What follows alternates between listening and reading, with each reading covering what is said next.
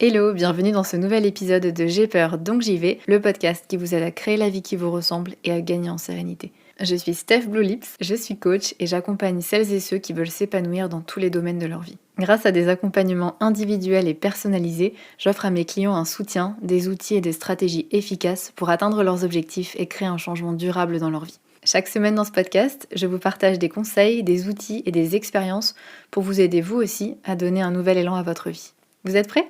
C'est parti! Hello à toutes et à tous, bienvenue dans ce nouvel épisode qui est un petit peu spécial parce qu'on vient de passer la barre des 1 million d'écoutes sur le podcast. C'est juste incroyable. Il y a exactement un an, il y a exactement 52 semaines, le podcast atteignait 100 000 écoutes. C'est fou quoi, en un an, le chemin parcouru, et c'est grâce à vous. Vraiment, merci de votre écoute, merci de votre fidélité, merci pour vos commentaires, pour tous les messages que vous m'envoyez aussi, parce que mine de rien, c'est ce qui me motive jour après jour, semaine après semaine à créer ce podcast. Ce sont vos messages qui me disent à quel point le podcast vous aide, à quel point parfois ça a changé votre vie, et ça je trouve ça incroyable. Donc juste merci beaucoup. Aujourd'hui au programme, on va parler de comment savoir si on doit s'écouter, comment savoir si on doit se pousser, si on doit se faire violence, entre guillemets, si on doit prendre sur soi. Et c'est un sujet dont je voulais parler avec vous parce que c'est une question que mes clientes me posent souvent et qu'elles se posent du coup, de savoir, comment savoir quand je dois m'écouter ? Peut-être que vous-même, vous vous êtes déjà posé la question, que vous avez eu envie de quitter votre job qui vous épanouit plus, ou vous vous ennuyez, ou vous n'avez plus envie de vous lever le matin pour y aller, mais que les personnes autour de vous vous font comprendre que vous êtes un petit peu instable parce que c'est pas la première fois que vous changez de travail, que c'est quand même un job qui paye bien, et puis les collègues n'ont pas l'air de se plaindre, et puis peut-être que vous retrouverez pas mieux de toute façon. Et donc vous ne savez pas si en fait c'est vous le problème et vous devez prendre sur vous et rester, ou peut-être vous écouter et partir.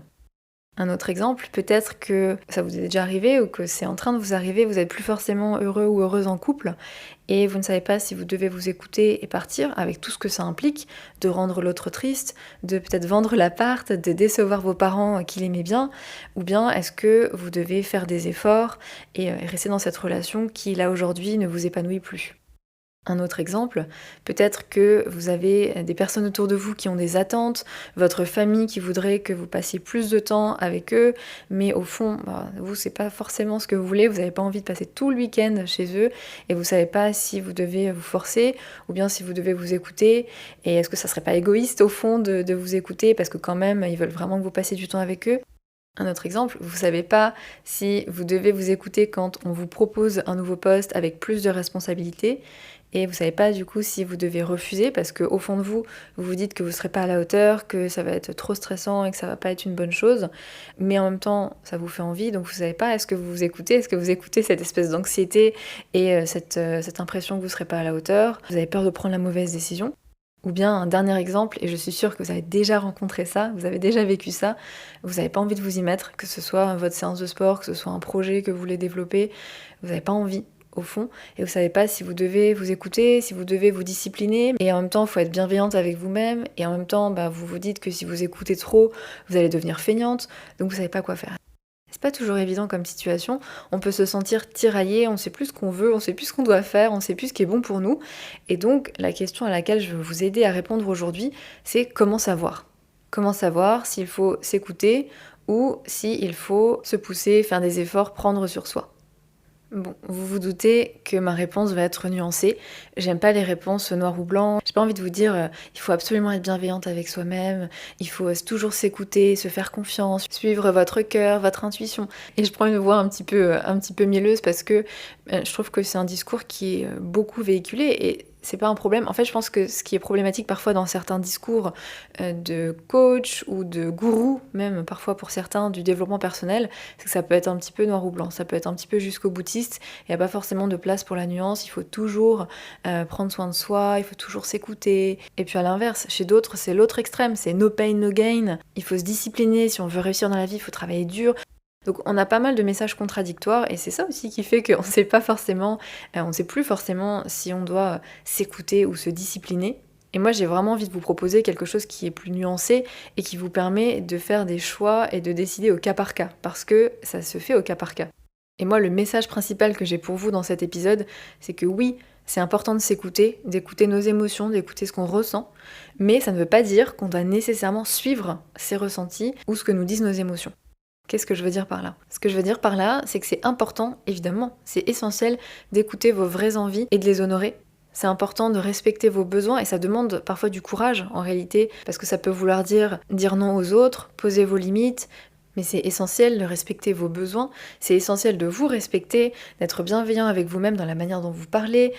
Voilà, tout ça c'est hyper important et c'est hyper important aussi d'écouter vos émotions, de pas minimiser ce que vous ressentez, de pas cacher ce qui se passe vraiment en vous, aux autres, mais aussi à vous-même, parce que parfois on refuse soi-même certaines émotions qui sont désagréables, on enterre un petit peu tout ça, on essaye de se distraire, de penser à autre chose, de se dire mais non, enfin, on cache notre tristesse en se disant que tout va bien, et puis en disant aux autres que tout va bien avec un grand sourire. On étouffe notre colère et on dit rien parce que c'est pas beau d'être en colère, et puis peut-être que ça va provoquer un conflit, etc. Donc voilà, c'est hyper important d'être à l'écoute de vos émotions, d'identifier ce que vous ressentez parce que ça vous donne plein d'informations.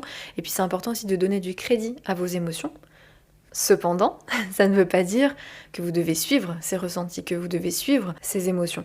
Il y a une grosse différence entre écouter ce qu'on ressent, identifier, être à l'écoute de ce qu'on ressent, et suivre ça et faire confiance complètement à nos ressentis pour prendre des décisions, pour faire des choix, pour avancer, enfin dans nos actions en fait tout simplement.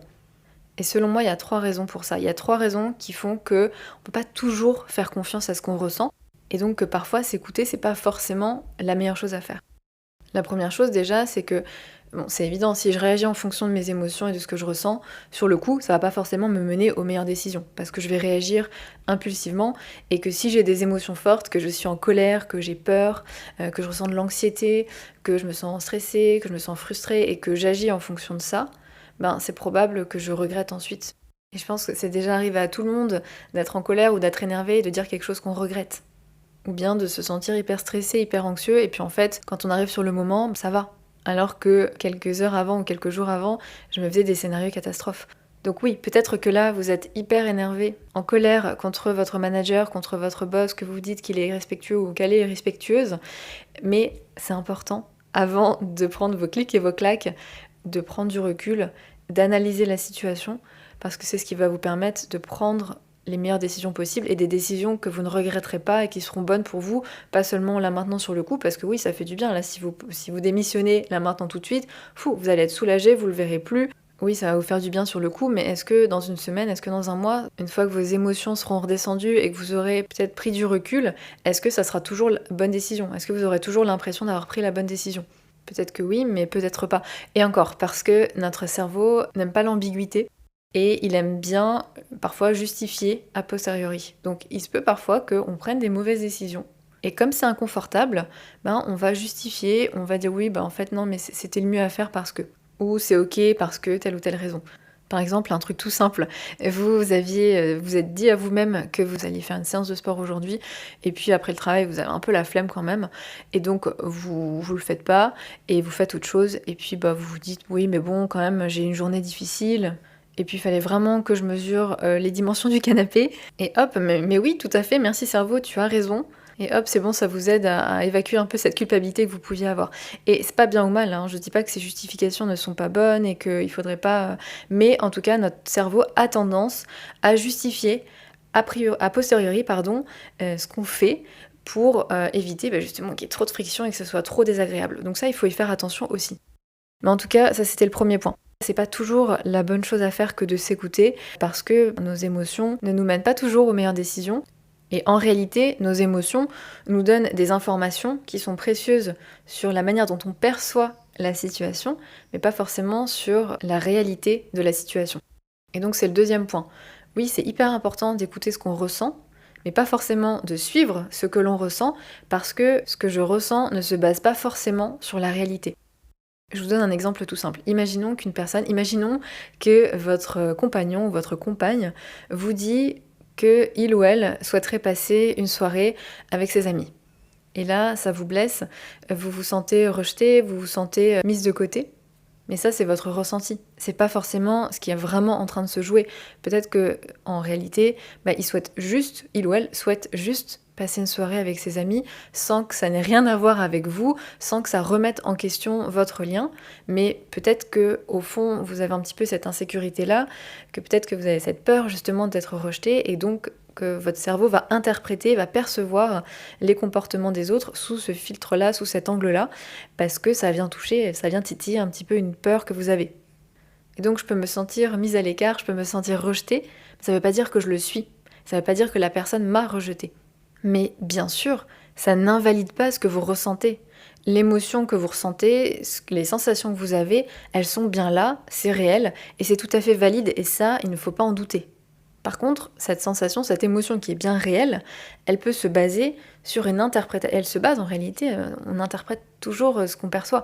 Donc ça se base sur une interprétation qu'on fait de la situation. Et parfois, nos interprétations sont plus ou moins justes. On perçoit les choses de manière plus ou moins rationnelle. Et on aimerait penser qu'on est rationnel, mais malheureusement, c'est pas le cas. Et on a plein de biais. Il y a plein de moments où on perçoit les choses de manière biaisée. Et je vous le dis souvent, ne croyez pas tout ce que vous pensez. C'est pas parce que vous pensez quelque chose que c'est vrai, que c'est juste, que c'est rationnel, même si vous êtes persuadé que c'est vrai et que votre cerveau va trouver des bonnes raisons de croire ça, ça ne veut pas forcément dire que c'est en lien avec la réalité. Et je sais que ça peut être un petit peu perturbant au début, mais c'est hyper important de le comprendre et de le repérer. Et je vois tous les jours dans mon travail de coach des personnes qui sont persuadées de ne pas être forcément à la hauteur, de ne pas être légitimes, qui n'ont pas trop confiance en elles. Et si on regarde factuellement, si on creuse les résultats qu'elles ont dans leur travail, ce qu'elles ont pu accomplir, les études qu'elles ont faites, leur vie en général, on se rend compte que ce sont des personnes qui réussissent très bien. Mais ça, elles ne le perçoivent pas. Et ça, c'est super important de comprendre que notre cerveau, il est super, c'est un super organe, mais il n'est pas parfait.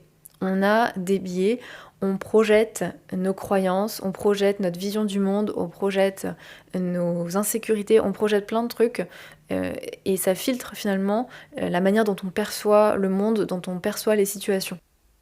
Et pour être un petit peu plus précise, je vais vous donner quelques exemples de distorsions cognitives, de biais cognitifs. On a toutes et tous ces biais cognitifs-là et on ne peut pas s'en débarrasser. Donc c'est pour ça que c'est important d'apprendre à les repérer. Donc un exemple, c'est le fait de voir les choses en noir ou blanc. On peut avoir tendance un petit peu à voir les choses en termes de tout ou rien sans percevoir les nuances. Par exemple, je reviens avec ma séance de sport, mais imaginons que vous aviez prévu une séance de sport, mais que vous avez eu une grosse journée au travail et que vous n'avez pas bien dormi la nuit d'avant. Quand on voit les choses en noir ou blanc, on se dit si je fais pas une séance de sport comme j'avais prévu d'au moins 45 minutes, ça sert à rien, c'est nul, et donc du coup, je ne fais rien. Ça, c'est le biais cognitif, tout ou rien, noir ou blanc. Un autre, ça peut être la tendance à généraliser, la généralisation, la surgénéralisation.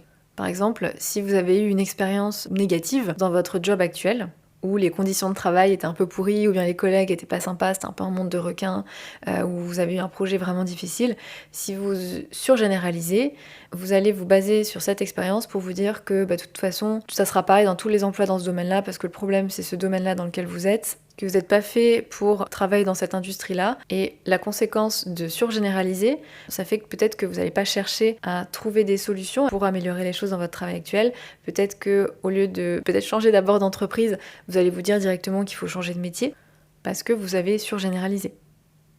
Un autre biais, c'est celui de catastrophisation. C'est-à-dire que notre cerveau a tendance à s'imaginer les pires scénarios possibles et à passer pas mal de temps à s'imaginer comment les choses pourraient mal tourner. Donc imaginons que vous envisagez de prendre un poste avec plus de responsabilités, avec pas mal d'enjeux, et si vous laissez ce biais cognitif de la catastrophisation battre son plein, vous pourrez vous concentrer plus sur les échecs potentiels, sur ce qui pourrait mal tourner, sur comment vous allez sans doute être dépassé, vous n'allez pas assurer, ça va nuire à votre réputation.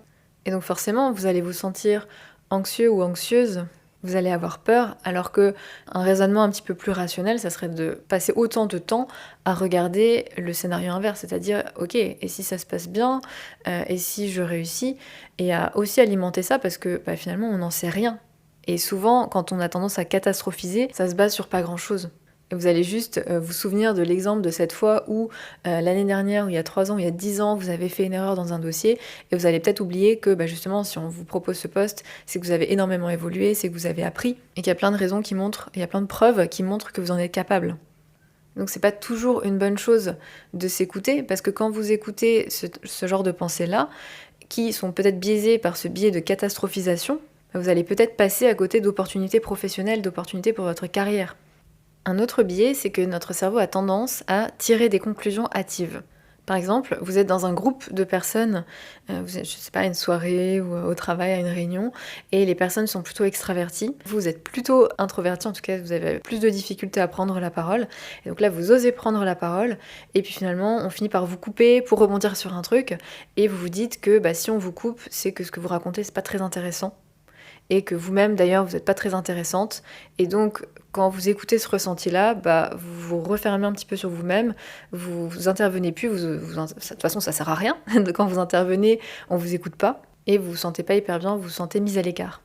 Et en vrai, si vous vous reconnaissez dans cet exemple, vous n'êtes pas la seule ou le seul, parce que c'est un exemple et c'est une situation que je vois très souvent chez mes clientes. Et ce que je leur dis, c'est que peut-être elles tirent des conclusions hâtives. Et que peut-être, en réalité, les personnes en face sont plutôt extraverties et donc ont aucun problème à se couper la parole, à rebondir. En fait, pour elles, c'est pas un manque de respect. C'est comme ça qu'elles fonctionnent finalement et elles le voient pas de la même façon. Et donc, qu'il n'est pas forcément judicieux de le prendre pour soi, parce que ça a des conséquences, c'est-à-dire justement se mettre en retrait, plus oser parler, se sentir pas top, qui est l'inverse de ce que les personnes souhaitent en général. Donc là encore, oui, ce qu'on ressent, c'est tout à fait réel, et il faut pas remettre ça en cause, mais par contre, ça peut se baser sur une interprétation, sur la perception que l'on a de la réalité, qui, elle, par contre, peut être biaisée. Bon, j'arrête là avec les distorsions cognitives, avec les biais cognitifs, parce qu'il y en a plein, et en vrai, ça pourrait faire l'objet d'un épisode à part entière, c'est un sujet que j'adore. Donc j'arrête là pour ça, mais en tout cas, c'est vraiment important de voir que ces biais-là vont influencer nos perceptions et ne vont pas forcément nous permettre de juger la situation de manière rationnelle. Donc ça ne veut pas dire qu'il ne faut pas vous faire confiance et ne pas donner de crédit à ce que vous ressentez. Simplement, c'est important de comprendre pourquoi vous ressentez ça, et de prendre du recul et pas de vous écouter et de suivre vos émotions aveuglément. En fait, vraiment, c'est ça le message que je veux vous faire passer. C'est important d'analyser objectivement le pourquoi vous ressentez ça. Pourquoi vous avez ce ressenti, qu'est-ce qui se cache derrière, de ne pas rester à un premier niveau de lecture qui est vos ressentis et vos émotions et n'écouter que ça et ne suivre que ça.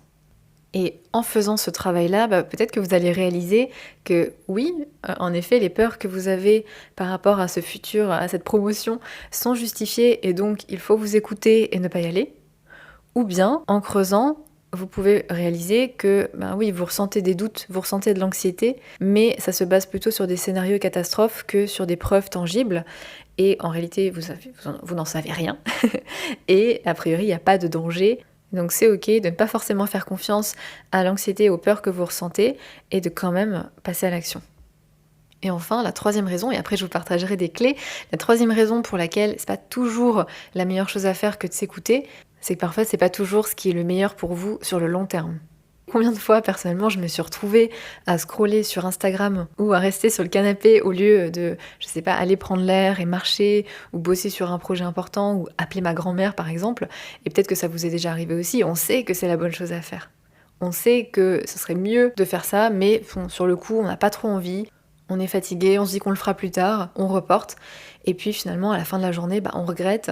À la fin de la journée ou à la fin du mois, on a l'impression qu'on a perdu du temps, on a l'impression qu'on n'a pas avancé, qu'on n'a pas avancé non plus sur les choses qui sont importantes. Mais c'est parce que notre cerveau, il préfère en général la facilité, il préfère ce qui est le plus confortable. Donc, rester sur le canapé. Le truc, c'est que bien souvent, ce qui nous apporte de la satisfaction, ce qui nous apporte de l'épanouissement, ce qui nous apporte de la fierté à long terme, c'est pas forcément ce qui est agréable sur le coup. C'est pas forcément agréable de dire non à nos amis, à notre partenaire qui nous propose de faire quelque chose le week-end pour prendre ce temps-là, pour travailler sur un projet qu'on a ou un projet entrepreneurial qu'on veut développer à côté de notre job salarié parce qu'on a envie d'ici quelques années de pouvoir être libre dans notre vie professionnelle.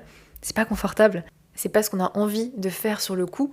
Et pourtant, c'est ce qui a un impact à long terme, c'est ce qui nous permet de créer une vie qui est épanouissante et de nous accomplir. De la même manière, c'est pas confortable, c'est même hyper inconfortable de devoir se séparer d'une personne pour laquelle on n'a plus de sentiments mais avec qui on est en couple depuis longtemps. C'est pas confortable de se confronter à sa peine, au jugement de notre famille, à l'incertitude, à la peur d'être seul. Tout ça, c'est pas confortable, c'est pas agréable. Et donc sur le coup, oui, peut-être que le plus simple c'est de rester, peut-être que le plus simple c'est de prendre sur soi, c'est d'ignorer ce qu'on ressent vraiment. Mais c'est pas ce qui est bon pour nous et notre épanouissement sur le long terme. Et là, ce qui est intéressant dans cet exemple, c'est qu'il y a s'écouter à deux niveaux. C'est-à-dire qu'il y a écouter nos vraies envies et il y a écouter ce qu'on ressent et notre envie du moment. Et je pense profondément que nos envies profondes, nos aspirations, C'est ça qui est important et ça signifie ne pas toujours écouter ce qu'on ressent sur l'instant, parce que ce que je peux ressentir sur l'instant, c'est de la peur, c'est la peur que ça se passe mal, c'est la peur d'échouer, c'est la peur du regard des autres, c'est la peur de me tromper. Ce que je ressens sur le moment, ça peut être de l'anxiété, ça peut être des pensées négatives, je peux être complètement envahie par le doute. Et si j'écoute tout ce que je ressens sur le moment, tout ce que je ressens sur l'instant, je vais pas forcément agir en accord avec ce que je veux sur le long terme. Et donc parfois, c'est bon pour nous, en réalité, de se pousser, de faire des efforts, de dépasser l'inconfort qu'on peut ressentir. Et quand je dis pousser, c'est pas se faire violence. Enfin, je déteste l'expression se faire violence. Je préfère dire se pousser. Le but, c'est pas de se culpabiliser et de se mettre une pression immense. C'est essentiel de se respecter et de respecter nos besoins, de se reposer. Il y a des jours sans et on est humain et c'est normal. Quand je suis fatiguée, je me repose, c'est la priorité. Mais aussi de savoir se pousser quand il faut. C'est-à-dire passer à l'action, même si j'ai pas envie, même si c'est inconfortable, parce que c'est normal que ce soit inconfortable, parce que ça fait partie du chemin pour s'accomplir dans notre vie pro, dans notre vie perso. Il faut passer par de l'inconfort, il faut passer par des moments qui sont moins agréables, par du stress, par des doutes, par de l'anxiété, par des moments où on a l'impression de mettre des choses en place et de pas avoir des résultats immédiats. Et c'est normal, ça fait partie du jeu et surtout, ça en vaut la chandelle. Quand c'est pour suivre vos réelles envies et vous créer une vie qui vous ressemble, dans laquelle vous vous sentez bien et épanoui, ça vaut le coup. Ça vaut le coup de dépasser tout ça et ça vaut le coup de se pousser quand c'est dans votre propre intérêt pour devenir la personne que vous avez envie d'être, pour créer la vie que vous avez envie de créer pour vous. Ce qui est essentiel, et donc ça va être la première clé que je veux vous partager, c'est d'identifier vos valeurs, vos aspirations, vos envies profondes à vous. Parce que c'est ça qui est important, c'est ça qu'il faut écouter, et ça demande de regarder à l'intérieur de soi, d'être à l'écoute, de se connaître, et c'est pas évident. Donc je vous propose quelques petites questions à vous poser, justement, pour commencer un petit peu ce travail d'introspection. On se dit, mais je connais la réponse, c'est évident. Et en fait, je vous assure que quand on se pose sur un carnet avec un stylo et qu'on commence à écrire, on se rend compte qu'on peut découvrir encore plus de choses et que parfois les réponses sont pas aussi évidentes que ce qu'on se raconte. Donc je vous invite à répondre à ces questions avec un carnet, avec un stylo, et vous demander peut-être quelle personne vous avez envie d'être, quelle personne vous avez envie de devenir. Vous pouvez aussi vous interroger sur vos valeurs, quelles sont vos valeurs, qu'est-ce qui est important pour vous dans la vie. Et là, j'ai un exercice que vous aimez beaucoup, je sais que beaucoup d'entre vous l'ont déjà téléchargé, l'ont déjà fait. C'est un exercice qui est dispo gratuitement sur la bibliothèque de ressources. Je vous mets le lien dans la description de l'épisode et vous pourrez vous inscrire et vous recevrez par mail le code d'accès et vous pourrez ensuite accéder à toutes les ressources, dont justement cet exercice-là pour vous aider à déterminer vos valeurs personnelles, parce que c'est une énorme boussole et j'avais fait un épisode sur le sujet. Nos valeurs sont une boussole intérieure énorme et c'est super important de savoir quelles sont vos valeurs à vous. Qu'est-ce qui est important pour vous dans la vie? Autre question, qu'est-ce que c'est pour vous réussir votre vie? Ça, c'est pas toujours évident. Comment est-ce que vous saurez que vous avez réussi votre vie? À quoi vous aspirez pour votre vie professionnelle, vous, personnellement? À quoi vous aspirez pour votre vie personnelle? Donc c'est primordial de trouver vos bonnes réponses à vous et de leur donner du crédit, de leur donner de l'importance, parce que même si c'est pas les mêmes que celui du voisin, enfin que celle du voisin ou que celle de votre famille ou de vos amis ou de votre entourage, ce sont vos réponses et c'est hyper important de leur donner du crédit et de les respecter.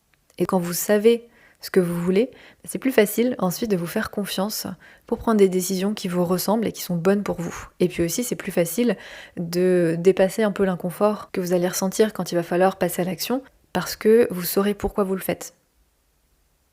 Ensuite, la deuxième clé que je vais vous partager pour réussir à vous écouter et écouter ce que vous voulez vraiment au fond de vous, c'est de prendre de la distance avec la vie des autres. Alors ça ne veut pas dire le rejeter complètement, mais réussir à prendre du recul par rapport à la vie des autres et par rapport à ce que vous pensez que vous devriez faire. Parfois, ce qui fait qu'on ne sait pas si on doit s'écouter ou non, c'est qu'autour de nous, les gens ont une opinion différente et ça nous fait douter de la légitimité de ce qu'on veut et de la légitimité de nos propres envies et parfois de nos besoins. Par exemple, avec votre manager, vous ne vous sentez pas respecté, vous avez beau poser vos limites, elles ne sont pas respectées. Vous avez tout à fait le droit de trouver un autre job qui vous conviendra mieux. Et ça vous appartient. Peut-être que d'autres personnes s'en ficheront en fait et accepteront. Et sans doute que peut-être vos collègues acceptent d'être traités comme ça et c'est ok. Ça ne veut pas dire que vous devez accepter. Donc, comme vous devez prendre du recul par rapport à vos propres pensées et vos propres émotions, c'est important aussi de le faire avec ce qu'on vous dit et ce qu'on vous renvoie comme message. C'est intéressant par exemple de vous demander si la personne qui vous dit quelque chose ou qui vous donne son opinion, est-ce qu'elle a une expertise particulière, est-ce qu'elle a une connaissance qui fait que c'est une bonne chose de prendre ses conseils ou non. Parfois pas du tout, parfois c'est pas du tout le cas et la personne sait absolument pas mieux que vous, et puis en plus si c'est sur votre vie, il y a personne qui sait mieux que vous ce dont vous avez besoin.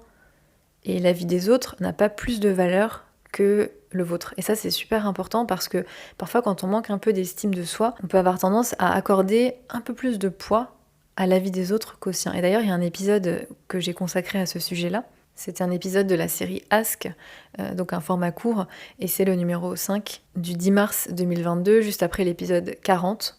Si vous avez souvent besoin de la vie des autres, je vous suggère vraiment d'écouter cet épisode-là. Et donc pour en revenir à ce que je vous disais, l'opinion des autres, c'est leur opinion, c'est pas une vérité absolue. C'est simplement une information qui peut peut-être vous aider. Vous pouvez l'écouter et décider quoi en faire. Donc suivre cette opinion et cet avis, garder une partie, l'ignorer complètement. Vous êtes libre en fait de ce que vous en faites. Mais en tout cas, n'oubliez pas, et je pense que c'est ce qui est vraiment essentiel, n'oubliez pas que au final, votre vie, votre bonheur et le fait de répondre à vos besoins, c'est votre responsabilité. Si vous n'honorez pas vos besoins et vos envies profondes, si vous vous forcez à rester par exemple dans une situation qui ne vous convient pas, c'est vous, et seulement vous, qui vous retrouvez à la subir. Bon, parfois d'autres personnes autour de vous, mais en tout cas, c'est principalement votre vie qui en est impactée. Et donc, parfois c'est ok de vous écouter, même si les autres vous disent que vous devriez faire un effort, vous devriez pas être si égoïste. C'est ok de décevoir votre famille par exemple si vous ne restez pas très longtemps parce que peut-être c'est trop pour vous et que vous avez besoin de repos et que vous avez besoin de temps pour vous et c'est tout à fait légitime. Donc autorisez-vous à vous écouter, à écouter vos besoins et vos vraies envies à vous et à accorder du crédit à ces choses-là. Vraiment les légitimer parce que ça a de la valeur et c'est important. Et parce que vous avez de la valeur et vous êtes importante et important. Donc ces 2 premières clés, c'était plutôt sur quand vous écoutez et quoi écouter. On va dire. Maintenant, comment on fait quand on a du mal à se motiver? Est-ce que on s'écoute? On écoute ce qu'on ressent dans l'instant? Et quand est-ce qu'on se pousse? Quand est-ce qu'on se met un petit coup de pied aux fesses, en gros? Là, la première clé quand vous n'avez pas envie, c'est de vous demander déjà pourquoi est-ce que vous n'avez pas de motivation, pourquoi est-ce que vous n'avez pas envie, et d'être honnête avec vous-même. Est-ce que peut-être vous êtes vraiment fatigué, peut-être que vous êtes malade, peut-être que vous avez votre syndrome prémenstruel. Moi, je sais que quand c'est avant mes règles, pour dire la chose comme c'est, mais je suis incapable de faire quoi que ce soit, j'ai zéro motivation, c'est vraiment hyper difficile. Et j'ai remarqué que quand je me poussais, à part être dans la souffrance et arriver à pas faire grand-chose, c'était pas hyper productif. Donc oui, c'est chiant de devoir changer mon planning et de devoir changer ce que j'avais prévu de faire parce que mes hormones font des siennes, mais en fait c'est comme ça. Et j'ai remarqué que de me lâcher un peu la grappe et en respectant un peu ce besoin que j'ai de me reposer, en fait je me rends compte que j'ai la motivation pour certaines tâches, donc je change peut-être ça aussi. Je fais des tâches que j'ai envie de faire sur le coup, et c'est pas grave. C'est pas grave et c'est important d'apprendre à se faire confiance aussi. Et avant j'avais cette peur de non mais si je fais pas exactement ce que j'avais prévu, je vais jamais le faire, je vais me laisser aller et ça va être la cata. Et en fait c'est important aussi d'apprendre à se faire confiance, mais ça demande aussi de tester un petit peu. Qu'est-ce qui se passe quand je lâche prise? Qu'est-ce qui se passe quand là je me pousse? Et puis d'apprendre en fait, d'apprendre à fonctionner avec soi-même, apprendre à se faire confiance aussi. Et puis s'écouter, ça permet aussi de voir que parfois, effectivement, ce sont des fausses excuses. Mais alors là, ça va être aussi important d'aller voir pourquoi. Plutôt que vous culpabiliser parce que vous procrastinez et de vous faire violence pour avancer à tout prix, demandez-vous ce qui vous bloque vraiment. Est-ce que peut-être vous procrastinez parce que votre objectif n'est pas clair, ou peut-être que vous savez pas par où commencer, ou peut-être que vous croyez pas en vous, ou peut-être que vous avez des peurs. En fait, le fait de comprendre ce qui se cache derrière cette envie ce manque de motivation, derrière ces émotions que vous ressentez, ça va vous permettre d'avancer, en fait, de trouver des solutions. Donc c'est super important d'être à l'écoute, et encore une fois, ça ne veut pas dire suivre, mais d'être à l'écoute de ce que vous ressentez, de vos émotions, parce que ça va vous donner des informations. Et ça va vous permettre soit d'identifier les besoins que vous avez vraiment et d'y répondre, soit ça va vous permettre d'identifier ce qui vous bloque, ce qui fait que vous n'êtes pas motivé, ce qui fait que vous n'arrivez pas à avancer, et à trouver des solutions. Et donc la clé suivante, c'est savoir se pousser quand c'est une bonne idée, quand c'est une bonne chose à faire et quand c'est dans votre intérêt. Demandez-vous pourquoi, à la base, vous aviez décidé de faire ça, pourquoi c'était important pour vous. Donc là, c'est de revenir à votre fameux pourquoi, à votre motivation, et c'est à ça qu'il faut aussi se raccrocher pour se motiver, parce que comme je vous disais avant, Parfois c'est pas agréable sur le coup, mais ça le sera plus tard. Et donc se rappeler aussi pourquoi on fait ça, c'est ce qui nous donne aussi l'envie de dépasser l'inconfort du moment. Et puis bien sûr, ça demande d'accepter cet inconfort, d'accepter que c'est inconfortable. Et puis une règle que j'aime bien, peut-être que vous la connaissez, c'est cette règle des 5 minutes. C'est-à-dire, je m'y mets, si j'ai pas envie, je m'y mets 5 minutes. Et si après 5 minutes, j'ai toujours pas de motivation, j'ai toujours pas envie, voilà, ça va pas, bah ok, je respecte ça et puis je vais faire autre chose. Ce qui se passe, c'est que très souvent, ce qui est difficile, c'est de s'y mettre. Et donc souvent, une fois qu'on a passé les 5 minutes, on continue en fait tout simplement. Et en vrai, pour moi, c'est souvent ce qui se passe. Je m'y mets 5 minutes et puis au final, bon bah voilà, je m'y mets une demi-heure ou 1 heure. Et d'ailleurs, c'est pas grave, et c'est la dernière clé que je vais vous partager aujourd'hui, c'est d'être flexible. Je vous le disais plus tôt, parfois on a tendance à être dans le tout ou rien. J'ai pas le temps de faire 45 minutes de sport ou 1 heure de sport, donc je fais rien. J'ai pas le temps de vraiment me plonger dans ces recherches, donc je le remets à plus tard. Non, c'est important d'être flexible et de voir qu'est-ce que vous pourriez mettre en place comme alternative pour garder le cap tout en tenant en compte de là où vous en êtes à ce moment-là. Donc peut-être qu'au lieu d'1 heure de sport, ça peut être 10 minutes de yoga doux. C'est pas ce que vous avez prévu, mais en fait, ça vous permet de continuer d'avancer vers ce qui est important pour vous, de quand même être en adéquation avec vos valeurs, tout en s'adaptant à vos besoins. Et en vrai, c'est ça être bienveillant. C'est pas toujours être coulant avec soi-même et toujours se laisser aller, c'est se pousser parce que c'est important pour soi, tout en sachant aussi être flexible parce qu'on sait respecter nos besoins, on sait respecter notre énergie du jour aussi. Et comme je vous le disais plus tôt, ça demande de tester. Ça demande d'expérimenter pour justement pouvoir avoir confiance en vous et voir un peu, c'est au cas par cas, mais ok, comment ça fonctionne quand je me fais violence? Comment ça fonctionne pour moi quand je m'écoute? Par exemple, moi je sais que quand je me fais violence, entre guillemets, quand je me pousse et que je vais quand même à la salle de sport, à moins d'avoir dormi 4-5 heures dans la nuit, là c'est pas non plus ouf, mais quand j'y vais quand même alors que je suis fatiguée ou je suis pas motivée, je me suis rendu compte que j'étais quand même vachement contente une fois que j'y étais et surtout après je me sentais vraiment bien. Donc ça vaut peut-être le coup de me pousser. Par contre, quand j'ai mon syndrome prémenstruel, là je sais qu'en fait ça ne me fait que souffrir et culpabiliser et que j'avance pas, et donc c'est ok de me lâcher la grappe à ce moment-là. C'est vraiment un apprentissage, ça demande du temps pour s'ajuster, pour se faire confiance et pour vraiment savoir quand est-ce que vous devez vous écouter ou quand est-ce que vous devez vous pousser. Voilà, on arrive à la fin de cet épisode, je vous propose de résumer un petit peu ce qu'on s'est dit. Ce que je voulais vous partager aujourd'hui, c'est qu'il faut faire la différence entre écouter nos envies profondes, nos valeurs, nos besoins, nos limites aussi, qui peuvent être différents et pas correspondre à ce que les personnes autour de nous veulent ou ce qu'elles attendent, etc. Et suivre nos émotions, nos ressentis. Et c'est hyper important d'écouter, de donner du crédit à vos envies à vous, à vos aspirations à vous, et à agir en fonction de ça, même si parfois ça veut dire ne pas écouter ce que vous ressentez sur le moment. Ou plutôt d'écouter, bien sûr, d'être à l'écoute de ce que vous ressentez, mais de ne pas forcément suivre ce que vous ressentez. Parce que notre cerveau a tendance à choisir la facilité. Et parfois, la facilité, c'est de rester dans ce job qu'on n'aime pas, c'est de ne pas se confronter au regard des autres, c'est de rester devant Netflix. Et parfois, quand ça sert vos intérêts à long terme, ça peut vouloir le coup de pas écouter ce que notre cerveau et ce que nos émotions nous disent là, maintenant, tout de suite, et de se pousser, et de quand même agir parce que c'est ce qui va nous permettre d'être épanouis, d'être accomplis, de nous sentir fiers de nous sur le long terme. Voilà pour cet épisode, j'espère qu'il vous a plu, j'ai hâte d'avoir vos retours, donc n'hésitez pas à m'écrire sur Instagram ou à commenter. Si vous écoutez sur Spotify, c'est possible de commenter les épisodes, donc ça c'est chouette.